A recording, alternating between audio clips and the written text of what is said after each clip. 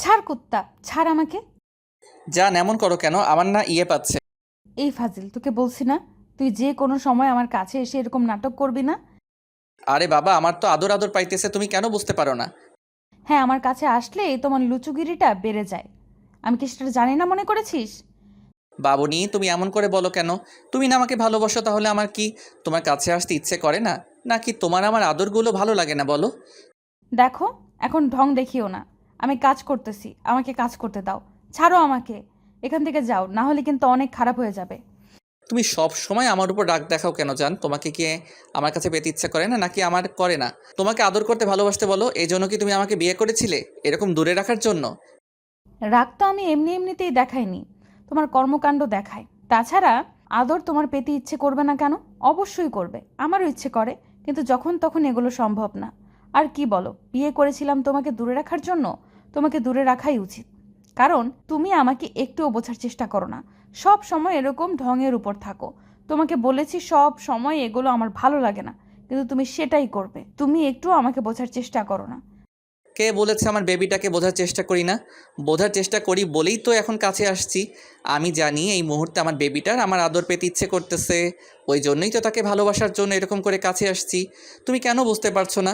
তোমার আদরগুলো এখন আমার চাই জান। প্লিজ রাগ করো না, প্লিজ আমি একটু আদর করি তোমাকে। বাবু সোনা, আমি ভালোভাবে বলতেছি, তুমি এখান থেকে চলে যাও, না হলে কিন্তু অনেক রাগারাগি করব। আর রেগে গিয়ে কিছু একটা বলে দিলে তখন তোমার অনেক খারাপ লাগবে। সেটা কি তোমার জন্য ভালো হবে বলো? তুমি সব সময় আমার উপর এরকম রাগারাগি করে কথা বলো কেন? তোমাকে যতবার বলি একটু ভালোভাবে কথা বললেও হতে পারে, তুমি সেটা না করে এরকম রাগ অভিমান দেখিয়ে কথা বলো। আমি কি তোমার কাছে আসলেই তোমার খুব বেশি খারাপ লাগে বলো? এই তো শুরু হয়ে গেল তোমার ইমোশনাল ব্ল্যাকমেল করা। দেখো, আমি কিন্তু তোমাকে রাগ অভিমান কিছুই দেখাইনি। আমি ভালোভাবেই বলেছি এখন কাজ করতেছি, এখান থেকে যাও। আর খারাপ লাগবে কেন? আমি সব সময় তোমাকে কাছে পেতে চাই, কিন্তু তার জন্য মুড থাকতে চাই, তাই না? সব সময় কিন্তু এগুলো ভালো লাগে না। এই আদর ভালোবাসাটা কিন্তু সব সময়কার জন্য নয়। জায়গা বুঝে, সময় সুযোগ বুঝে করতে হয়। আমি সেটা খুব ভালো করে জানি। এটা স্বামী স্ত্রীর একান্ত এক ব্যক্তিগত ব্যাপার, আর এই ঘনিষ্ঠ মুহূর্তটা করতে হয়। কিন্তু দেখো, সবসময় তো ঘনিষ্ঠ হওয়া সম্ভব নয়, তাই না বলো? আর যখন তখন আদর পেলে আমি কি করব? তোমার কাছেই তো আসবো, তাই না বলো? অন্য কারো কাছে যাব কি করে বলো? তুমি তো আমার বউ, আর ভালোবেসে বিয়ে করেছি আমরা। তাহলে তোমাকে আদর না করে কার কাছে যাব বলো? তুমি যখন বুঝতে পারো এটা স্বামী স্ত্রীর ঘনিষ্ঠ মুহূর্তের ব্যাপার, তাহলে এরকমভাবে দুষ্টুমি করতে থাকো কেন সব সময়? তাছাড়া যখন তখন সম্ভব নয়, তাহলে যখন বুঝতেই পারতেছো, তাহলে এইভাবে ডিস্টার্ব করতেছো কেন? ছাড়ো আমাকে। আদর পেলে তুমি আদর নিবে, সেটা ঠিক আছে, কিন্তু আমাকে জিজ্ঞেস করবে না। আমার কি ভালো লাগা খারাপ লাগা বলতে কিছু নেই? আর কি বলতেছো যে ভালোবেসে বিয়ে করেছে আদর করার জন্য? দেখো, ভালোবাসার মানুষ শুধু আদর করার জন্যই মানুষকে মানুষ ভালোবাসে না, শুধু আদর করার জন্য নয়, সারাটা জীবন একসাথে থাকার জন্য। তুমি সেটা বুঝতে পারো না? তোমার কাছে আসাটা আমার খুব বেশি অন্যায় হয়ে গেছে, তাই না? আমি তোমাকে ভালোবাসি বলেই বারবার তোমাকে আমার স্পর্শ দিয়ে সেই ভালোবাসাটা প্রমাণ করে দিতে চাই। আর এখন তো আমরা স্বামী স্ত্রী, আমরা এখন একসাথে একই বাঁধনে, একই বন্ধনে আবদ্ধ হতে পারি। তাহলে তুমি সেটা কেন মেনে নিতে পারো না? তুমি সব সময় খালি আমাকে রাগ অভিমান দেখাও। আচ্ছা, তোমার আমাকে কি মনে হয়? আমিও কি তোমাকে ভালোবেসেছি সেজন্য? তুমি কি বলতে চাইছো? তুমি যেটা বললে, সরাসরি এরকম কোনো কথা বলো না যার জন্য আমার মেজাজটা গরম হয়ে যায়। আর তুমি তোমার সাথে সিগারেট করে ফেলে পরে তুমি তোমারই খারাপ লাগবে, তখন কিন্তু আমাকে দায়ী করতে পারবে না। দেখো, আমি তোমাকে বারবার বলতেছি আমি এমন কিছু করিনি যার জন্য তুমি এরকম রাগ দেখাইতেছো। আমার কি তোমাকে কাছে পেতে ইচ্ছে করে না, নাকি বিয়ে করে মানুষ বউকে দূরে রাখার জন্য? তুমি তো সেটাও বলতেছো না। তোমার আমার স্পর্শগুলো খুব বেশি খারাপ লাগে, সেটা তাহলে বলে দাও। আমি এটাই যে আমি তোমাকে নিজের থেকেও বেশি ভালোবাসি, ওই জন্য বারবার পাগলামি করতাম, কিন্তু তোমার মাঝে মধ্যে ব্যবহারে আমি ভুলে যাই যে তুমি আমাকে ভালোবাসো কি না। তোমার সন্দেহ হয় আমি তোমাকে ভালোবাসি কিনা সেটা বোঝার জন্য তোমাকে কি করতে হবে বলো? আমি সেটাই করব। সব সময় তোমার বুকে থাকতে হবে, তোমার সাথে শারীরিক সম্পর্ক করতে হবে, তোমার আদরটা আমাকে সহ্য করতে হবে, তাই না? তুমি এভাবে বলতেছো কেন? আমি সামান্য বিষয়টা নিয়ে তোমার কাছে একটু আসলাম, এটা কি স্বামী স্ত্রীর সামান্য বিষয় না? আর তুমি আমার উপর এমন করে রাগ দেখাইছো, বুঝতে পেরেছি। আমার ভালোবাসাটার মূল্য তোমার কাছে নেই, তাই তো? এখন পুরনো হয়ে গেছি তো, ওই জন্য এরকমভাবে আমাকে দূরে সরিয়ে দিতে চাইছো, তাই না? দেখো ঈশান, মেজাজটা খারাপ করে দিও না। তোমাকে আমি বোঝাতে পারি না যে সব সময় এই আদর করার মুডটা থাকে না, কাছে পাওয়ার মুডটা থাকে না। আর তুমি কি বলতেছো যে তোমার ভালোবাসার মূল্য নেই? যদি তাই না থাকতো তাহলে তোমাকে কখনোই বিয়ে করতাম না, তোমাকে ভালোবাসার মতো বড় ভুলটা করতাম না। আর কি বলছো? তুমি পুরনো হয়ে গেছো? পুরনো তো আমি হয়ে গেছি। ওই জন্য তুমি যখন তখন সময় সুযোগ পৌঁছে উল্টাপাল্টা জায়গায় আমার কাছে আসো, যেখানে আমি তোমাকে আদর দিতে পারবো না। আর যদি ইগনোর করি তখন মন খারাপ করে থাকো, তাই না? এটা তুমি বলতে পারলে আমাকে?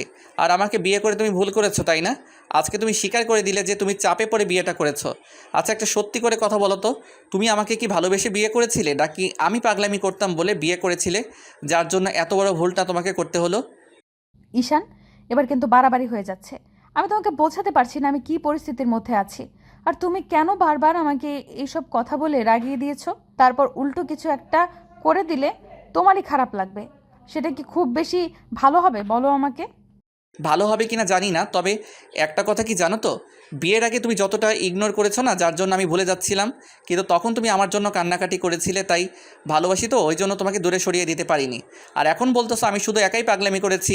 আসলে কি বলো তো, আসলে আমি তোমার কাছে পুরনো হয়ে গেছি, তাই না? লিসা বুঝতে পারলো এখন ঈশানের সাথে যতই বেশি কথা বলবে ততই বেশি ঝামেলা হবে। আর ও রেগে গেলে হয়তো উল্টাপাল্টা কিছু একটা করে ফেলতে পারে, তাতে হয়তো দুজনের সম্পর্কের মধ্যে আরও ঝামেলা হতে পারে। লিসা প্রচণ্ড পরিমাণ রাগী একটা মেয়ে, তারপরও ঈশান ওকে অনেক বেশি ভালোবাসে, তাই বারবার ওর আশেপাশে থাকার চেষ্টা করে আর ওর আশেপাশে ঘুরঘুর করতে থাকে। ঈশান লিজাকে বোঝাতেই পারে না ওকে কতটা ভালোবাসে। তারপরও লিজা যখন কাছে আসে ও কেমন করে ইগনোর করে। তো লিজা চুপ করে আছে দেখে ঈশান ওকে পেছন থেকে জড়িয়ে ধরলো, তারপর শাড়ির নিচ দিয়ে ওর প্যাটের উপর হাত রেখে ওর চুলে নাক ডুবিয়ে দিয়ে ঘাড়ে নাক ঘষতে শুরু করলো। ঈশানের এরকম কর্মকাণ্ডে লিজা একদম নিস্তব্ধ হয়ে গেল আর চোখ জোড়া বন্ধ করে নিল।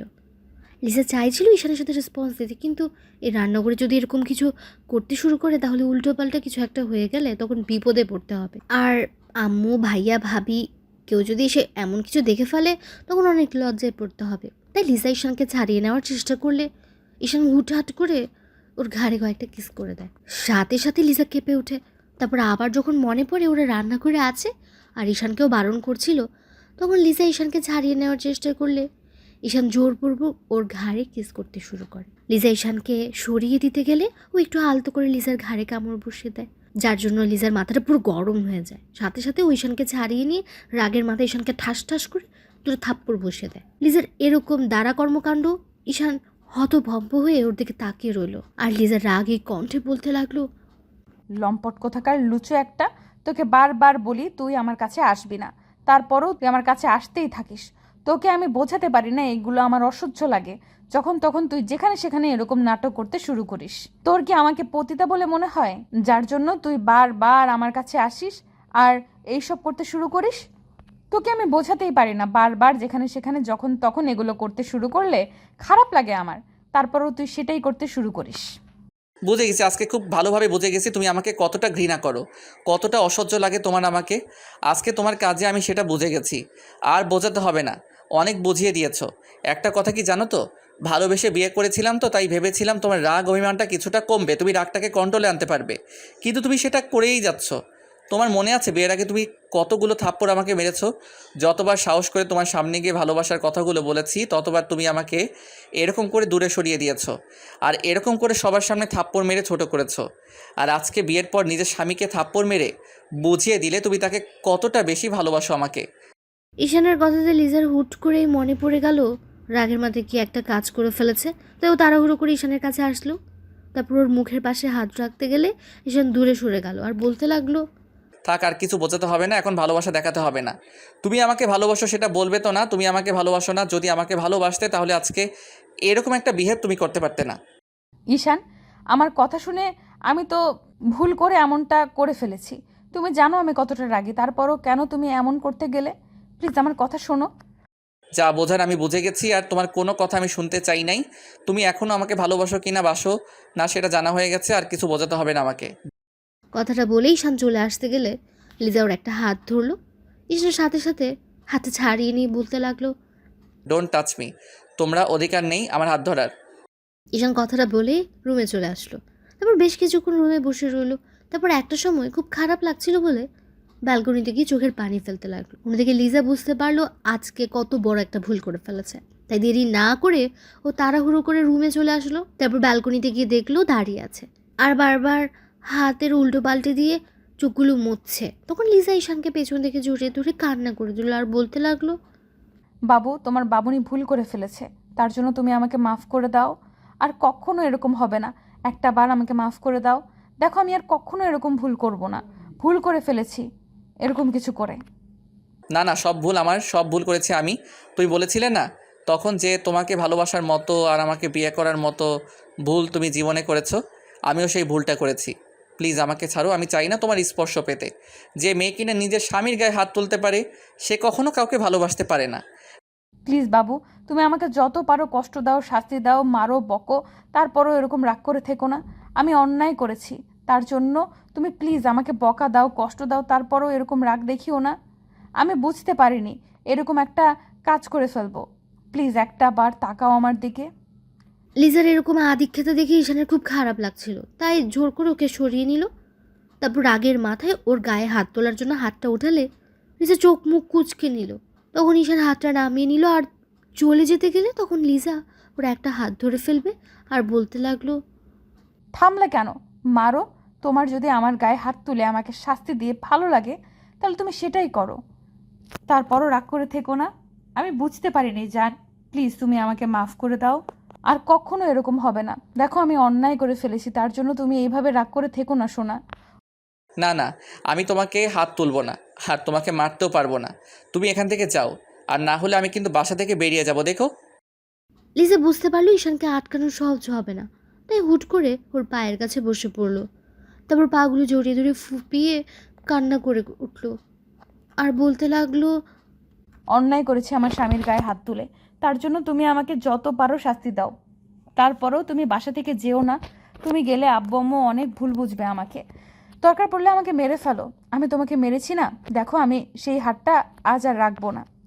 ঈশান বুঝতে পারলো লিজার রাগের মাথায় কাজটা করে ফেলেছে। আর এখন যদি ওকে না আটকায় লিজা নিজেকে কষ্ট দেয়, যার জন্য উল্টোপাল্টা কিছু একটা করে নিজেকে কষ্ট দেবে আর তাতে ঈশানকে কষ্ট পেতে হবে। তার উপর বউটা সিনিয়র, ওর উপর রাগ করতেই পারে, কিন্তু আজকের বিষয়টা একটু বাড়াবাড়ি করে ফেলেছে, যার জন্য ঈশান রাগ করেছিল। কিন্তু এখন রাগ করে থাকলে পরে ওকে আবার কষ্ট পেতে হবে, কারণ লিজা প্রচুর রাগী মেয়ে। ঈশান আর দেরি না করে লিজার হাত ধরে ওকে কাছে টেনে আনলো।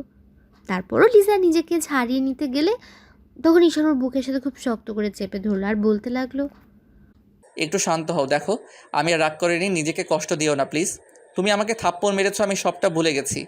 রাগ হয়েছিল তাই এই কথা বলেছি। প্লিজ নিজেকে কষ্ট দিও না, তারপর আমি আরও কষ্ট পাবো। আমি তোমাকে কষ্ট দিয়ে ফেললাম, রাগের মাথায় এরকম বাজে কাজ করে ফেলেছি, তার জন্য তুমি আমাকে কষ্ট দাও। তাও নিজেকে কষ্ট দিও না সোনা। তুমি আমার সিনিয়র বউ, আমাকে একটু শাসন করতেই পারো, তার জন্য এতে এমন কোনো ক্ষতি নেই। তারপর আমি রাগের মাথায় আমার স্বামীর গায়ে হাত তুলে ফেলেছি। তুমি আমাকে কষ্ট দাও, তারপরও এরকম করে রাগ অভিমান দেখিও না সোনা। আচ্ছা বাবা, আমি রাগ করবো না, এখন দেখি আদর করে দেই, তাহলেই তো তুমি বুঝতে পারবে যে আমি তোমার উপর রাগ করে নেই। লিসা কান্না করে চলেছে। তখন ঈশান ওর মুখটা তুলল, তারপর ওর মুখের পাশে হাত রেখে যখনই ঠোঁটে ঠোঁট মেলাতে যাবে তখন লিসা ঝড়ের গতিতে ওর ঠোঁট জোড়া নিজের দখলে করে নিল। তারপর পাগলের মতো ঠোঁট জোড়ায় কিস করতে লাগলো। রাগ অভিমান ভালোবাসার অংশ। এক পাশের মানুষ যদি রাগ অভিমান দেখায় তাহলে আরেক পাশের মানুষকে কষ্ট দিয়ে ফেলে। এজন্য সম্পর্কে যে কোনো একজনকে নরম হতে হয়, তাহলেই হয়তো সম্পর্কটা সুন্দর হয়। তো ভালো থাক ভালোবাসা। ধন্যবাদ সবাইকে আমাদের পাশে থাকার জন্য।